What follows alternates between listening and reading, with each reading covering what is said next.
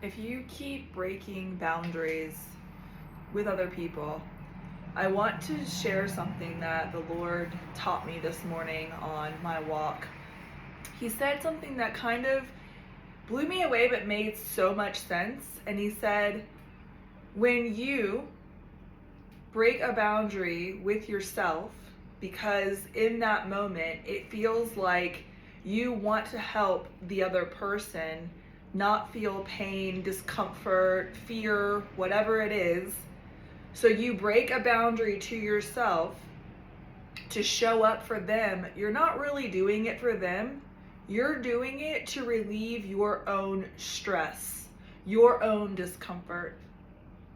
It's a way that you solidify or make sure that you stay accepted, because let's say you hold a boundary and that person spirals, or that person doesn't like it, or that person even leaves.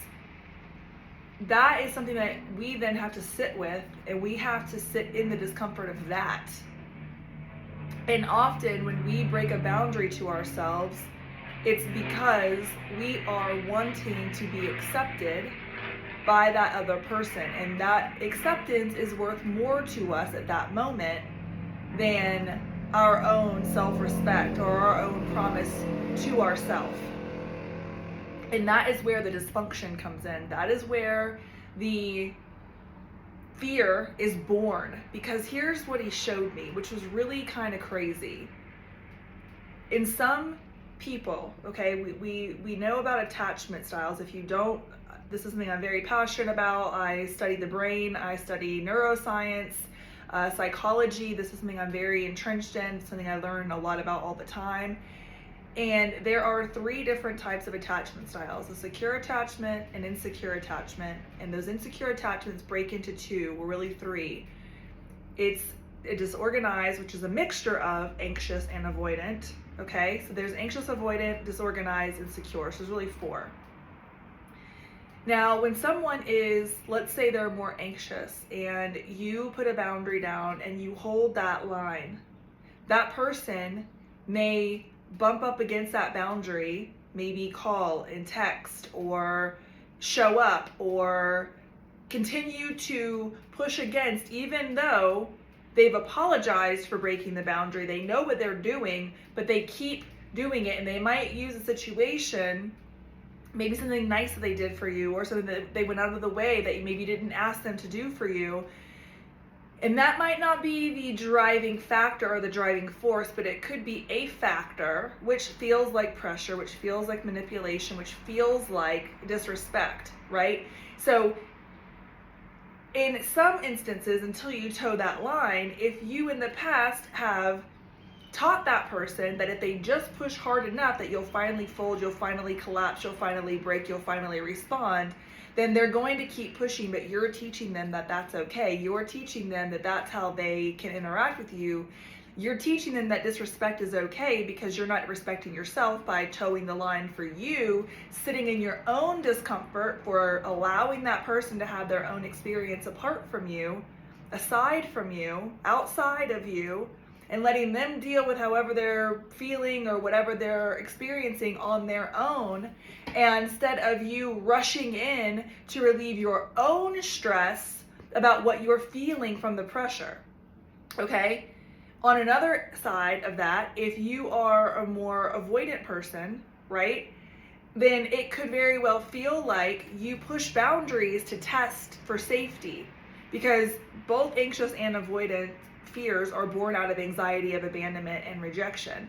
So someone who might be more avoidant sometimes will test boundaries and push boundaries, and because you want to please that person, or because you want that person to accept you, you're literally choosing their acceptance over your own boundary. So you give in and you cave, which really in the moment might give that person what they want, but what you're teaching them is that you're not safe. And you're teaching you that you're not safe. In both instances, you're teaching yourself that you can't trust yourself. And you're teaching both people that they just push hard enough, they're going to get what they want from you, but it leaves you out in the cold both times.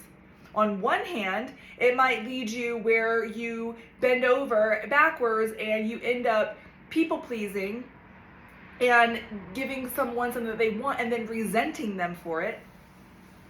On the other hand, you might give that person what they want, hoping that that makes them choose you, but really what that does, it instills fear in them that you're not actually safe, because if they can push you, what else are you going to be pushed on? Who else is going to be able to push you?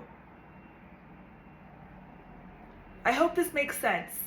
It was something that, like, I understand from a certain point, in a certain perspective, but when God showed it to me the way that he showed it to me this morning was like, this is how you feed the cycle for yourself.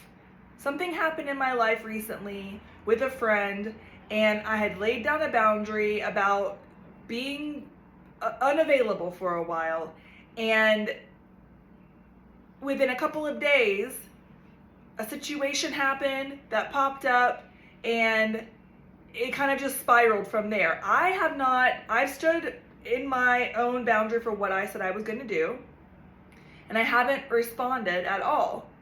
And now it's starting to be where different avenues of approach are being taken to get in touch with me, and I keep taking it back to God, and God is like, I'm teaching from both sides here. Number one, I'm teaching you to sit in your discomfort because you want to fix it. You want it to go away. You want it to stop. You want to relieve the stress. Like, this person has seen you as their safe person. This is their steam. Like, they're blowing up. They need to let the valve open so they can blow off the steam. This has been you. You've been this person for them.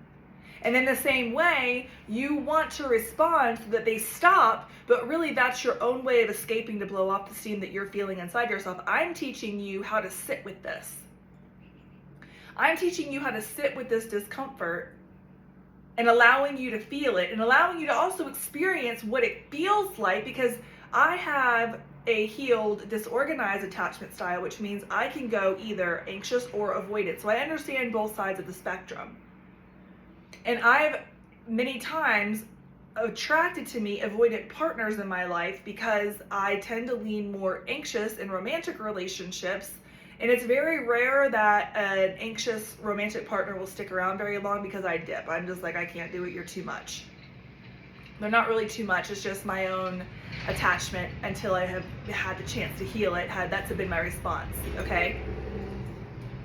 When he showed me this, it made me understand how, like, when I have in romantic relationships with more avoidant partners, when I have allowed my boundaries to be broken but by me, right? Like, I'm not blaming anybody, it's my responsibility. When I've allowed my boundaries, because really what I wanted was my partner to choose me. So I figured, okay, well, maybe this isn't as important as I'm making it, or if I just give them what they want, then they'll choose me. But really what God is showing me is that feeds the cycle of fear. That feeds a cycle of, I'm not safe for that person because they're able to push me past my own boundary. They're able to have me fold on what I say is important, which makes me unsafe. And really, from my perspective, I wanted to be safe. I wanted to give. I wanted to be there. I wanted to show that I care. I wanted to show that I'm in this with you. But really, what's important is that I'm in it with myself first. Because if I'm not in it with myself first, if I cave and let that escape valve go because I want the person to stop, or I cave because I'm seeking reassurance or being chosen, either way, I'm teaching people that A, my boundaries are not important, B, I don't take myself seriously, C, they can treat me however they want to because I'm going to be there regardless, D, they can push and push and push, and I'm finally going to give them what they want. And even if they get what they want, it's only going to be a dopamine hit for that moment, to get them for that moment, but there's going to be something that's going to happen again. It's not like they're going to like learn, like, oh wow, she really gave me what I wanted that time, and I really, I see it for what it is and I'm appreciative, but I'm not going to do that again. No, you're just reinforcing a pattern in yourself and in them, so you're not actually loving them. You're not actually being kind or caring or loving to them. And this is why it's so important that like we learn how to sit in our own discomfort, our own not liking it, our own like this sucks moments, because if we just escape and either give and then end up resenting, or give and then end up being abandoned anyways because we're literally showing that other person that like, hey, like you really can't trust what I say. You really can't trust me. It's all lip service.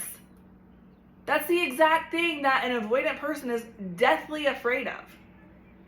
They're deathly afraid that their partner is going to do something to hurt them, to let them down, to disappoint them, to end up like making their choice that's really hard to choose to be in a relationship in the first place worth it.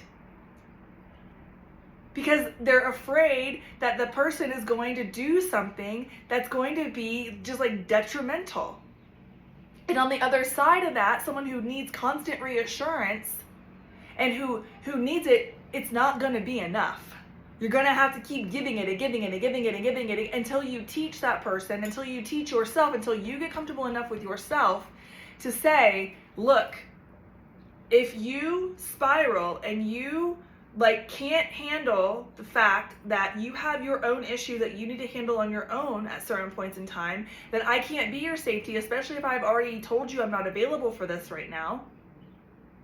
Then you're going to have to like accept the fact that that person's not going to like it. That person might push back. But the Lord asked me a very interesting question yesterday that this all kind of like stemmed from. It was like, how many times have you let other people dictate your response? And I sat with that the whole day.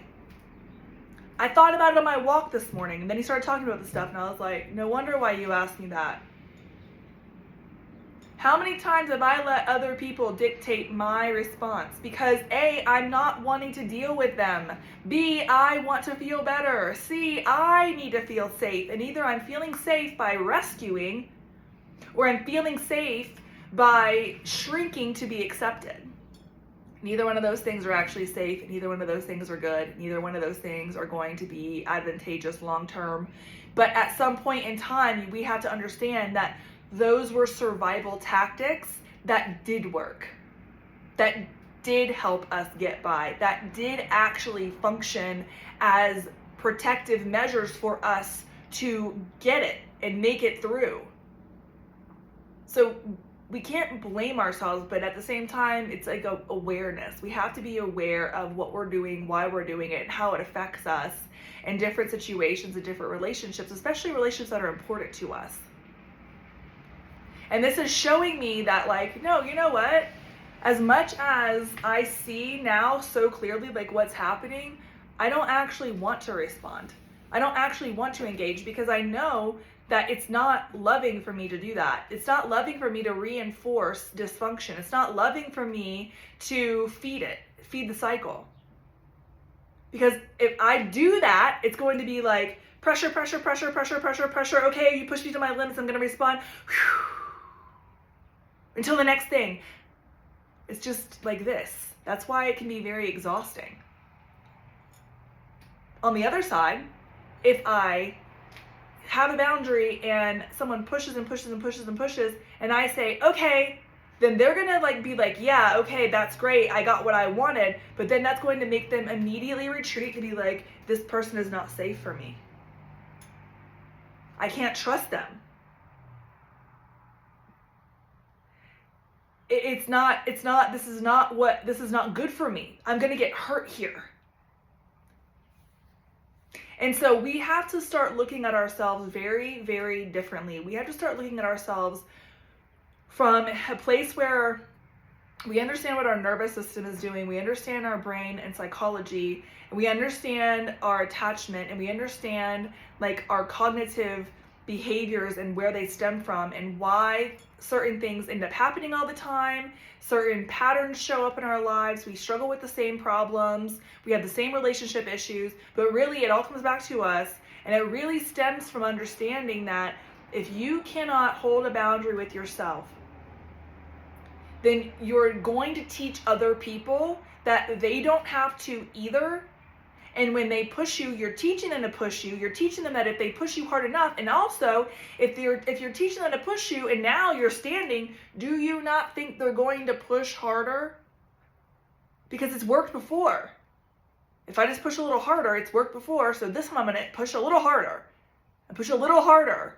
And we have to stand in our sovereignty and our agency and say, no, I love you too much.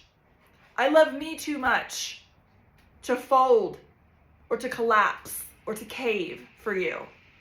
I love you too much and I love me too much to choose you over me.